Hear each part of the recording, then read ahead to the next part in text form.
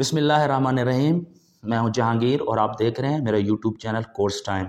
ہم آپ کے لیے لاتے ہیں دنیا بھر اور خاص پاکستان کی عدالتوں میں ہونے والے مقدمات کی سچی کہانیاں۔ یہ کہانیاں بہت دلچسپ ہوتی ہیں، یہ کہانیاں سچی ہوتی ہیں اور ان کا ہر ایک کردار حقیقی ہوتا ہے۔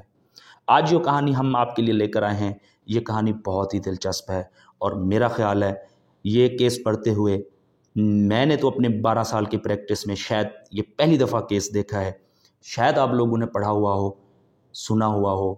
یہ نکتہ، یہ اصول آپ کو بہت پسند آئے گا۔ شریعت میں یہ ہے کہ اگر دادا زندہ ہے، بیٹے کی ڈیتھ ہو جاتی ہے، تو اس کے جو پوتے ہیں وہ دادے کی وراثت میں حصہ نہیں لے سکتے، کیونکہ وہ جو کنیکشن بن رہا تھا، جو ریلیشن بن رہا تھا، وہ درمیان سے بیٹے کی شکل میں ختم ہو جاتا ہے۔ اس پوتوں کو دادے کی جائیداد میں سے اگر دادا زندہ ہے اور بیٹا پہلے فوت ہو جاتا ہے تو اس کی اولاد کو وراثت نہیں ملتی۔ یہ ہمارا شرعی قانون ہے، اسلام میں یہ ہے۔ ہوا یہ کہ 1961 میں مسلم لا آرڈیننس آیا، جس کا سیکشن 4 ہے، جو ڈیل کرتا ہے اسی وراثت کو، سکسیشن کو۔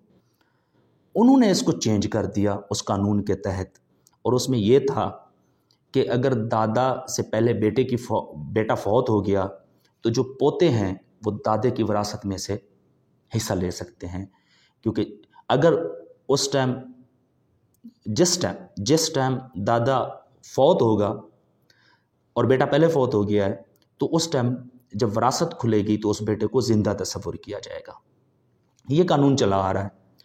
اب یہ اس قانون کو چیلنج کیا گیا تھا فیڈرل شریعت کورٹ میں، اور فیڈرل شریعت کورٹ میں فیصلہ تھا PLD 2000 FAC 1، جس میں شریعت کورٹ نے کہا کہ یہ جو سکسیشن ہے، یہ جو پوتوں کو دادے کی جائیداد میں حصہ دینا ہے، یہ ان اسلامک ہے، یہ غیر شرعی ہے، کیونکہ پاکستان کا عین یہ ہے کہ پاکستان میں کوئی بھی قانون اسلام کے خلاف نہیں بن سکتا۔ تو یا تو یہ سیکشن ختم ہوتا، یا پھر ایک آپشن بچی تھی حکومت کے پاس کہ وہ سپریم کورٹ کی شریعت اپیلیٹ بینچ میں اپیل کرتے ہیں۔ تو انہوں نے ویسا ہی کیا کہ جو فیڈرل شریعت کورٹ کا فیصلہ تھا اس کو شریعت اپیلیٹ بینچ سپریم کورٹ میں چیلنج کر دیا گیا، اور اس کا اصول یہ ہے کہ اگر شریعت کورٹ کے کسی فیصلے کے خلاف اپیل دائر کی جائے گی سپریم کورٹ کے اپیلیٹ بینچ میں، تو وہ جو فیصلہ ہے شریعت کورٹ کا وہ سسپینڈ ہو جائے گا۔ اب 2001 سے لے کر 2023 تک وہ فیصلہ شریعت کورٹ کا سسپینڈڈ ہے، اور آج بھی اگر کوئی وراثت کا کوئی مسئلہ ہوتا ہے تو پوتے دادا کی جائیداد میں وارث ہوتے ہیں اور عدالتیں اس کو لاگو کرتی ہیں۔ لیکن اس کیس میں کچھ مختلف ہوا۔ دادی زندہ ہے، بیٹا فوت ہو گیا، اس بیٹے کے بیٹے فوت ہو گیا، اب یہ تیسری نسل ہے، مطلب تیسرے پوتے ہیں۔ تو جب دادی کی وفات ہوئی تو وہ پوتے عدالت میں گئے اور عدالت سے کہا، کیونکہ ان کی پردادی فوت ہو گئی ہے تو قانون کے مطابق، کیونکہ ان کا باپ بھی فوت ہو گیا، ان کا دادا بھی فوت ہو گیا ہے، تو قانون کے مطابق وہ جائیداد کے وارث ہیں۔ اس کیس پر بہت بحث ہوئی، یہ سول کورٹ میں گیا، یہ ہائی کورٹ میں گیا، پھر سپریم کورٹ میں گیا۔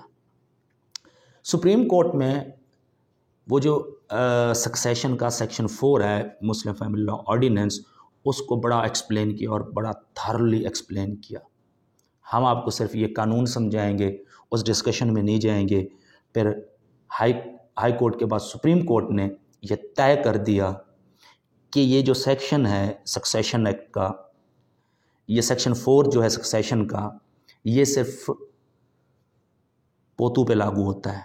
اگر بیٹا درمیان میں سے چلا جائے تو پوتوں کو وراثت ملے گی، اگر وہ پوتے بھی فوت ہو جائیں اور ان کی اولاد ہو تو وہ پھر اپنی دادی سے جائیداد نہیں لے سکتے۔